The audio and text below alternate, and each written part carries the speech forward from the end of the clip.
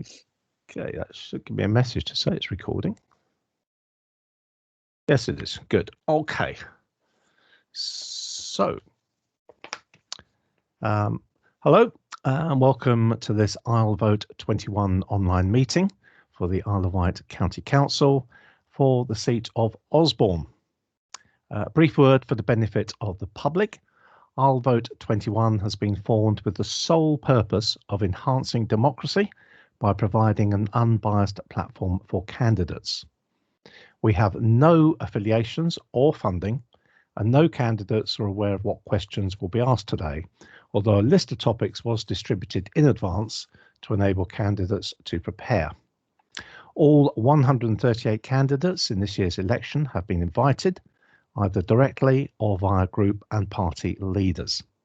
The following candidates have been invited to this meeting. They are Stephen Hendry for the Conservatives, Julie Burridge for the Liberal Democrats, Michael Palin, who is standing as an independent, and Cameron Palin, who is standing as the Green candidate.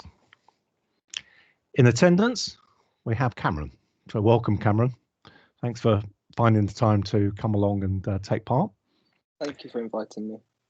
Candidates, or Cameron, will be asked questions from our pool of questions, plus others that have been submitted by the public regarding island-wide issues and others regarding their specific locality.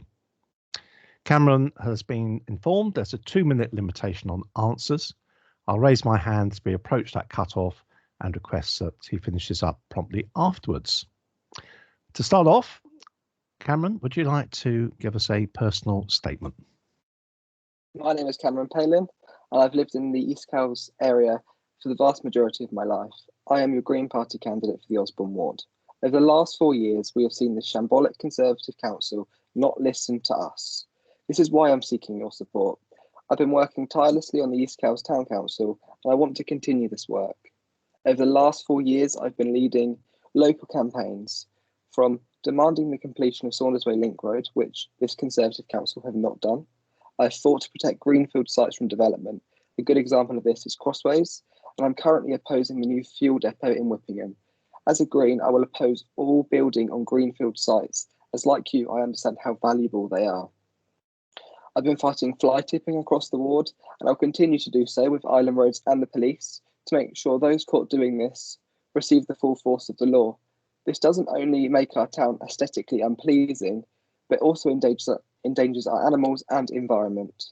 And finally, I will continue to hold the council to account over the floating bridge fiasco, like I've been doing the last 4 years.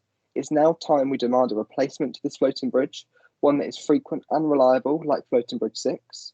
I will aim to ensure that we do not make the same mistakes as this Conservative Council by wasting well over £2 million on repairs and replacements, trying to bodge up Floating Bridge 6, which we all know is not fit for purpose. These are just some examples of where the Conservative Council has failed the residents of Osborne, and we have had to step up because of that. I want to change that. I want to continue to stand up for you and take my work further by representing you in County Hall too. If you want a young, green, independent voice which is free to stand up for you, vote for Cameron Palin on May 6th, both Town and County Council. Very good. Thank you, Cameron. Let's start off with the questions, and we'll start with the floating bridge, as you've mentioned that. So This is a question specific to Osborne, 2 questions specific to your division. How do you think it's best to deal with the floating bridge fiasco, and what would you do if elected? So I've been working on this issue for 4 years. I've had meetings with the LEP, which funded this floating bridge, and also local engineers. We know that this bridge is not fit for purpose. The specification the council put forward was completely wrong, and we know that for the next 30 years, the council will keep wasting our public money on this bridge, which is not fit for purpose. So what I've been doing since being on the town council and prior to that is, demanding the council that we replace this bridge. So if I'm elected and I'm either in a majority or even if I'm in opposition, I will work with whoever I can to make sure we get a bridge that's fit for purpose, because this bridge won't meet the specifications that we need. It won't be frequent and it won't be reliable. It's going to keep wasting taxpayers' money, which isn't fair, because it's being paid for from across the island, not just those that use this bridge. So if I'm elected, I will ensure that we get rid of this bridge and get one that is frequent and reliable, one that actually meets residents' needs, because this one doesn't. And actually, people don't trust this floating bridge anymore, because when they've often gone down to use it, it's been out of service. So there isn't the faith within this service anymore. So we need to get rid of floating bridge 6 and replace it. Where do you think the fault lies? Is it with the officers for getting the specifications wrong? Is it the constructor of the bridge not taking the measurements, shall we say, not doing the survey correctly, not understanding exactly what was required? And do you get to a point where you say, well, I've spent all this money so far, if I'm not able to get it back, scrap value is not going to be much for a floating bridge. Is it better just to finally solve it? Most problems are solvable in the end.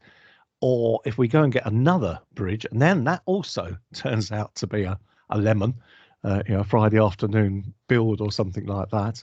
How do we resolve that? How do you resolve that? I think what we currently know is the council are mitigation with the builder and the designer. So I know there's obviously private conversations the council have had around that. However, I think we have got to the point now where we've wasted so much public money on this, and issues do keep cropping up. For example, the cables that lift the prow up, they failed over the weekend. They had to be replaced. This isn't the first time it's happened. These are frequent problems. They keep occurring. It's not one-offs. And, I think we have already reached the point where we go, this bridge isn't financially viable.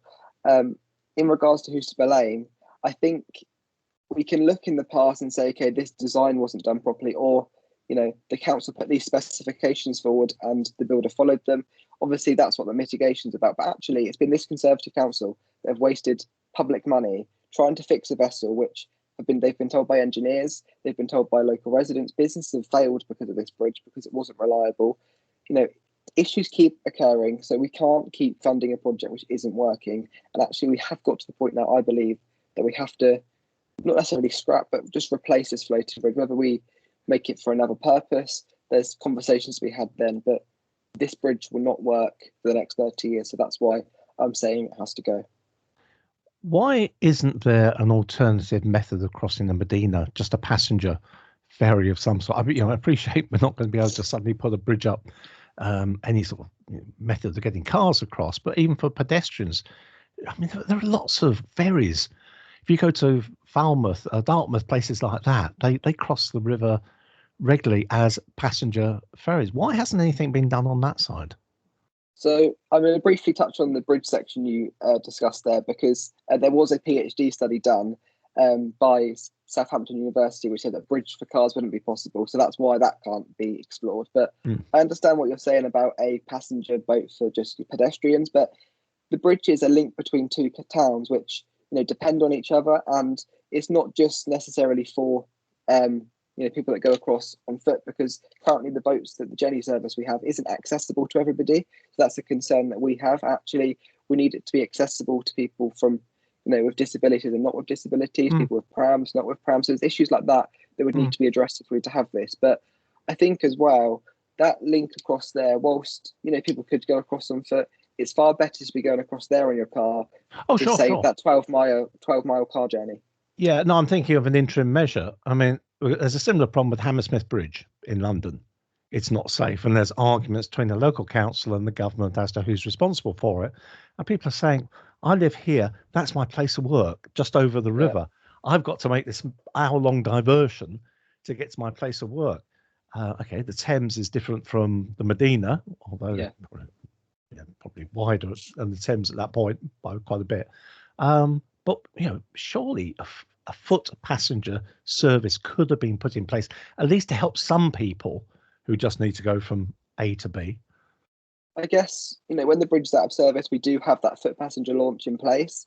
But whether it's financially viable just to have a foot passenger launch going across, because there's still arguments to be made that actually the floating bridge should be free for pedestrians and it should be cars that pay to go across. So, it has to be a financially viable project for the council, because, again, otherwise the taxpayer will be facing the burden of that. So I think it's a conversation to be had, but at the moment it's really important that we focus on the floating bridge issue and say this one isn't fit for purpose. Let's look at replacing a new one with a new one. And interim, yes, there would be a fit passenger launch in place, but actually, I think we need to make sure we have one which is fully accessible, because currently the ones they have aren't. Yeah. It's just such a massive issue. I mean, It is. every day it seems to be in the county press or on the Wight, one of the others comments about it. Of course, everyone's an expert.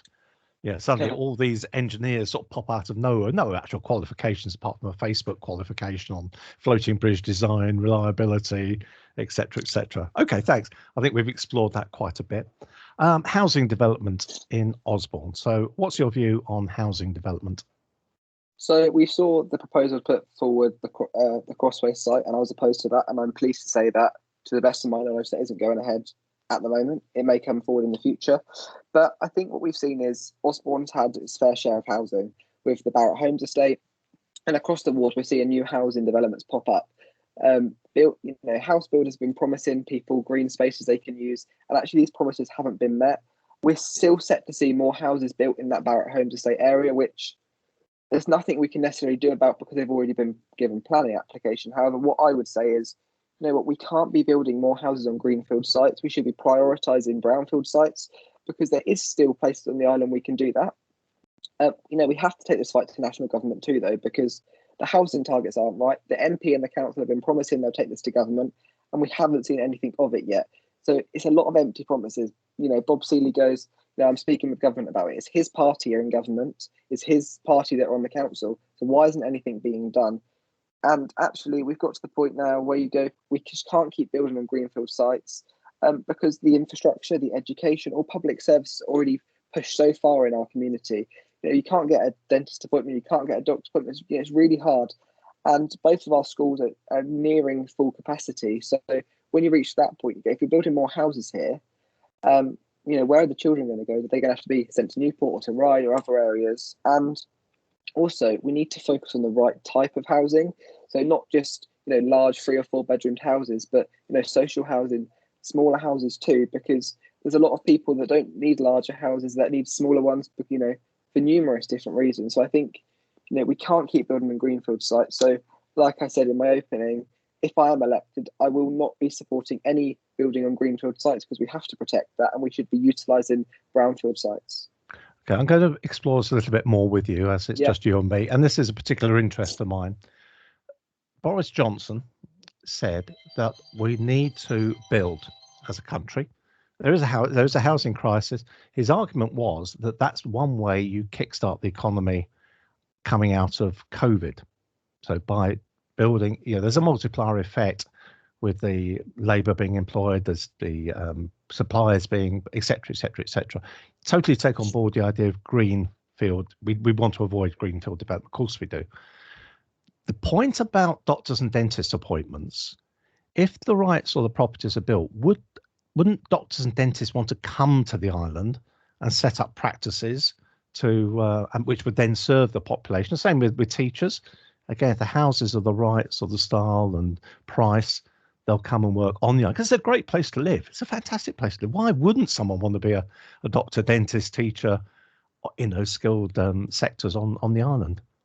Well, I know there's obviously, again, a current conversation about dentists on the island, because it's one of the worst places in the country to try and get a dentist appointment. So I think, we've seen developments pop up around the island, and actually it's rural housing, which I think would be one of the worst affected large-scale developments, because they wouldn't necessarily be affordable. But whilst we obviously do want to bring skilled people to the island, we also have to think about, we've currently got people on the housing waiting list which don't want large homes. We need to be prioritising people on the island that need those homes, but of course bringing skilled people like doctors, nurses, dentists over. But I think the point is that even if we were to build these houses, how do we guarantee that they would have the right amenities in place? And again, in East Cowes, we've seen it grow and grow and grow and grow, but actually we haven't seen more dentists, more doctors. There's new Queensgate School, which is a brilliant facility. It hasn't increased capacity. They've got a new building, but the capacity isn't there, because then under current planning rules, you aren't allowed to oppose housing on the basis of that there isn't the infrastructure in place. You then put the infrastructure in after the planning, but This is, again, another argument that needs to be had, because why would you be building, let's say, several hundred houses if they can't get school places, if they can't get doctor's appointments, if they can't get dentist appointments? So there needs to be a complete overhaul. And obviously, it isn't necessarily in the council's powers, but it's something that we can fight to national government. And actually, I think the housing targets is where we start. We have to ensure that we have lower housing targets, because as an island, we have, a finite space that we can build on. And with UNESCO biosphere status, we have to be ensuring that we protect greenfield sites. And I know there is currently a shortage of brownfield sites on the island. I think there's only, shy of 1,000 houses that can be built on brownfield sites, but let's look there first, and then we need to work out where we go after that. Are you familiar with Guernsey? No, I'm not. Okay, well, Guernsey, if you imagine the size of that, if you take a line, take Ventnor up the coast, perhaps to Burridge, come across and drop down, that's Guernsey, essentially the size of Guernsey. Their population density is 3 times what it is on the island. So it's, I forget what the number, something like 300 per square, whatever, as opposed to Guernsey's 900 per square, whatever. So actually, on the figures, the island isn't overdeveloped. No, you can't put big housing estates in certain areas because of the downs, because of, I think Guernsey's no different. Again, they've got infrastructure, but actually there's the density is 3 times what it is on the island. So I think sometimes people look too much at their own area and say, oh, there's too much building. But as you say, there's got to be affordable housing. If we're going to bring people over to work on the island, set up industries, there has to be affordable housing. People don't like affordable housing, I'd argue, because they think it lowers their house prices or lowers the, it's a big issue. It's a huge issue, and there's no simple answers. And the arguments have been the same for the last 50 years. I was looking at some historical stuff from Eastbourne, which I know quite well. Yeah, the arguments they were putting forward then are exactly the same arguments are being put forward now as to why there shouldn't be development. So. Okay, let's move on to something else. I think we really explored that, but I wanted to use your expertise from the town council to understand better. I think the electorate will get a better understanding from that. Do you have any specific projects in mind you would pursue in the council? Obviously, besides things like the floating bridges, so it's an issue that's already ongoing. But I think actually, I'm a massive supporter of active travel or active transport. And I think we need to design a much better walking and cycling network across the island and utilise the green spaces we've got, because I know currently in the town we're still waiting for our footpaths to be done, for the proper network to be done from East Cowes to Wootton, for example. But I think we should be expanding this across the island, because we've got some beautiful places to explore. But we need to be publicising those and pushing those out, and active travel, but also affordable public transport too. So it's the whole transport approach we need to relook at on the island. And I think active travel is an area we could really explore, because we've got some brilliant places we could go and see, and actually we've got the ability to do it, but their focus needs to be on that. Bus fares have been coming up in the meetings, and again I'll go back to Guernsey. I know a bit about Guernsey because I played chess there most years as an international chess tournament. £1 flat fare, so you can go right the way around the island from town and come back into town, and it's a £1 flat fare. And I'm hearing horrendous accounts of fares on island buses. Why is that? Is that if you get a full bus, it takes 40, 50 cars off the road. Why hasn't there been that approach, do you think? Can you push that and also work more towards the biodegradable fuel type thing? The poo buses like they have in Brighton, I think they call them, because they run on poo, basically. Yeah, I think, on the island, we need to actually look at other possibilities too, like community buses, because, again, in Brighton, I know the area quite well. The Big Lemon Company, they're all based on solar-powered buses. So things like that. So you can have a more community-based approach. And for myself, for example, for a young adult for East Cowes to Newport and back, it's £5.60. Yeah. So you just go, okay, so why are we, it's cheaper for somebody to drive from East Cowes to Newport and back than it would be to get a bus. And that's not the right approach we should be taking. I think, since obviously Southern Beckers are running our bus services, actually I think as a council we should look at investing in public services, because whilst at the start it may be quite a large expenditure, but actually we could get quite a large income from that, and it will support our communities in many different ways. So we can be far more flexible than a large bus company. And I think we actually have to look at a council possibility in, either starting community buses or potentially looking at public services being run by the council in regards to buses.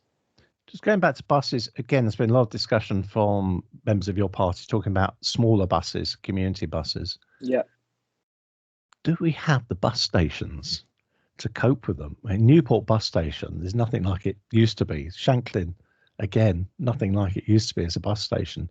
Yeah. Are you going to have to build bus stations to house all these buses? I don't necessarily think you would, though, would you? Because with the sense of the community buses, they don't necessarily need to be parked in one central hub. So you'd have different community buses across the island, and there's existing warehouses and storage facilities that, if you work with local businesses, as a council, you have that ability to work with a vast amount of people and, owners of land and buildings and things like that. So we could look at other possibilities. You don't need to have one large central hub.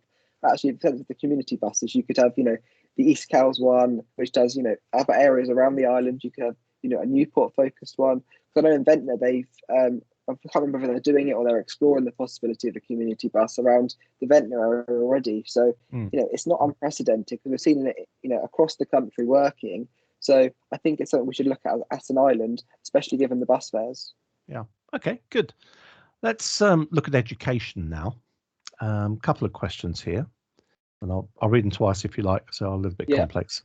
What can be done to improve educational aspiration? And I'm reading that as opportunity as well for residents of all ages. So what can be done to improve educational aspiration opportunity for residents of all ages?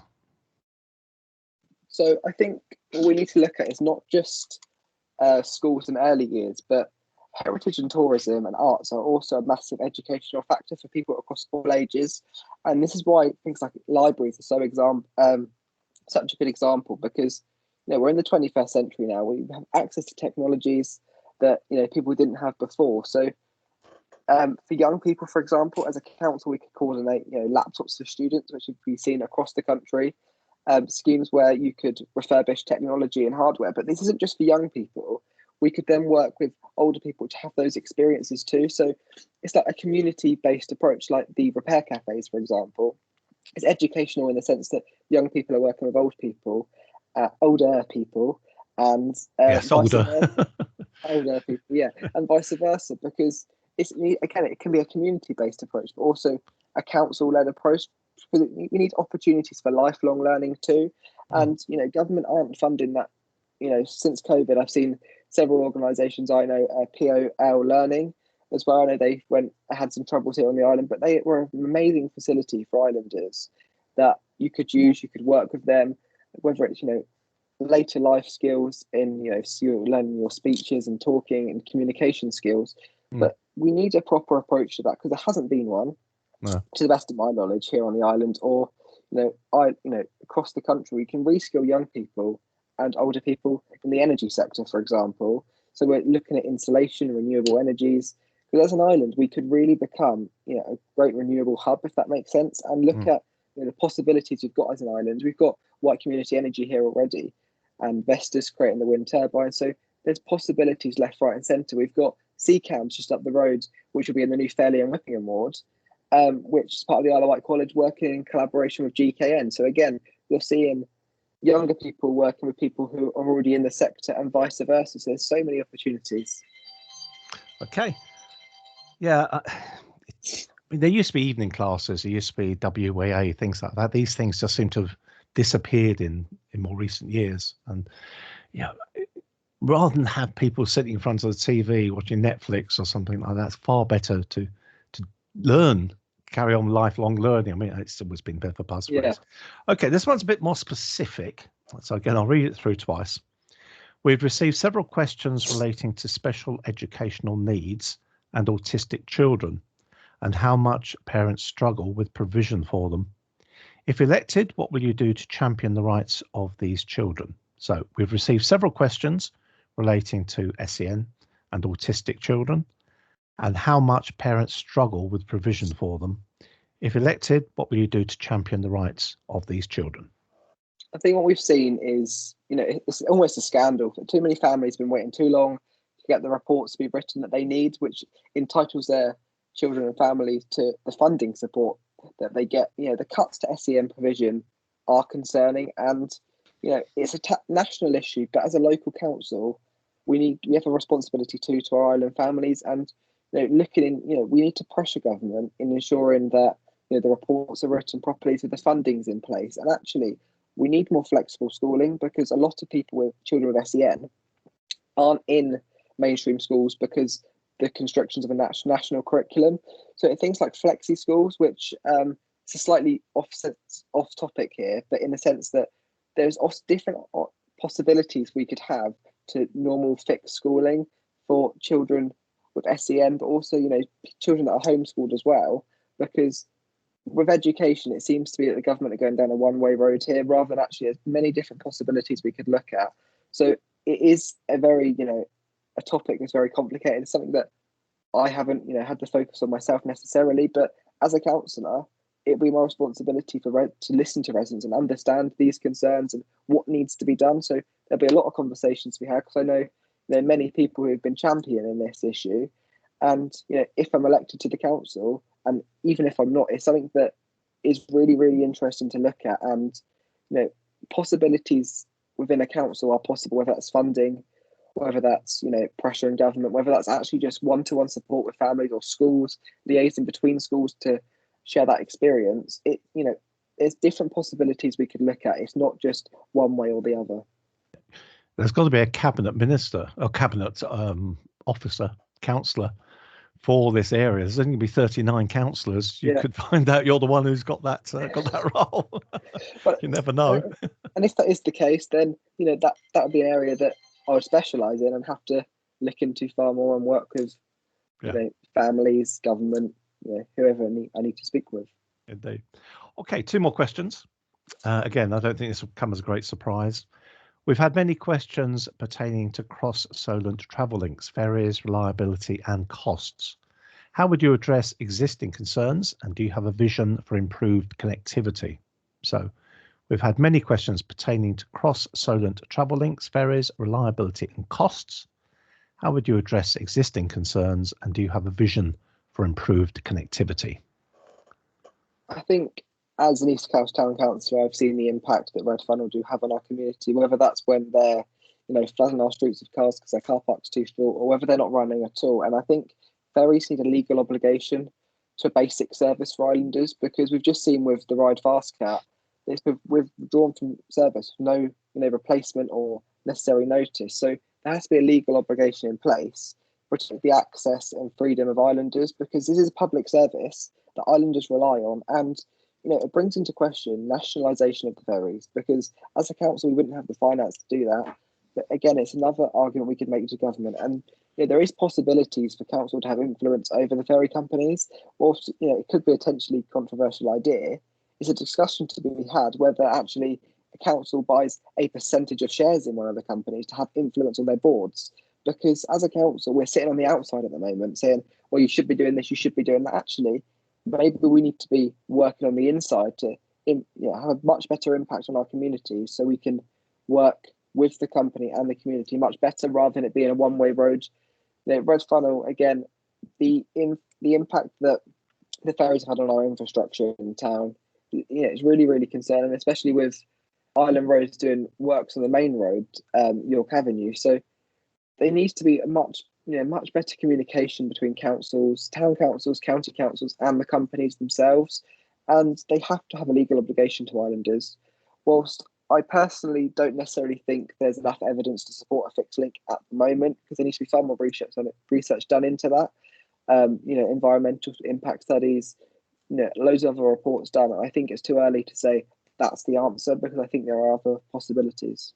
A fixed link is a very sensitive subject. Probably best avoided. There's a lot of feelings on both sides on that, and perhaps it depends on what your background is. But fortunately, we're leaving that one aside. So we come to the last question. Knowing your local community as you do, and obviously you've got a lot of knowledge there, what local issue would you like to address that is of concern to residents? I'd like to see Saunders Way Link Road complete. It's a road that hasn't been done for many, many years now. Barratt Homes built the estate, and there's been this 200 or 300 metre stretch of road incomplete. It's caused numerous issues. It's caused an increase in fly tipping. It's something that I've been fighting. Whilst public land, the Island Roads will clear the fly tipping. Where it's private land owned by Barratt Homes, I believe at the moment, they're not going to do anything with it. And the response the council got back from Island Roads was, Barratt Homes was, it's not our priority at the moment. So we need to see Saundersway Link Road complete. So actually, we have a much better flow of traffic. It could bring up other issues, but I think the fact that this small stretch of road hasn't been complete, it's quite dangerous for people in the evening. There's no street lighting, but there's a clear path there for people to walk down. There's a road there too. So I think we see Saundersway Link Road complete because it's been going on far too long now. Okay, good. Thank you very much for answering the questions. Sorry, I threw you a couple of curveballs as well, but it's what we can do when there's just one single candidate. We can explore a little bit more. So would you like to sum up then how you found the process, just thoughts coming out of the discussion, or other thoughts you want to reiterate? Yeah, so thank you for this opportunity. I think it's really important that I'm able to speak with the residents indirectly, especially due to COVID. So I think now is the time for residents to vote for change. We've all experienced the shambolic Conservative Council over the last 4 years, and I don't want to imagine what 4 more years of that could bring. So I want to provide the opportunity to vote for the change that we all want to see. Over the last 4 weeks, I've seen support from me flood in from first-time voters to people who voted Labour before, and even people who have voted Conservative all of their lives. There's a wealth of support behind my campaign and me, people from all backgrounds, because they want to see change in our community, and they believe that I'm best placed to do that. Not only to win, but to bring the change we need. I also want to continue the work I'm doing locally as a town council, but go further by being your county councillor. So if you elect me on May 6th, I'll represent you to the best of my ability, but also make sure your concerns are listened to at every level. I think that's really, really important, that it's not just brought up locally, but brought up on an island-wide level, because it could be an issue that's an issue island-wide.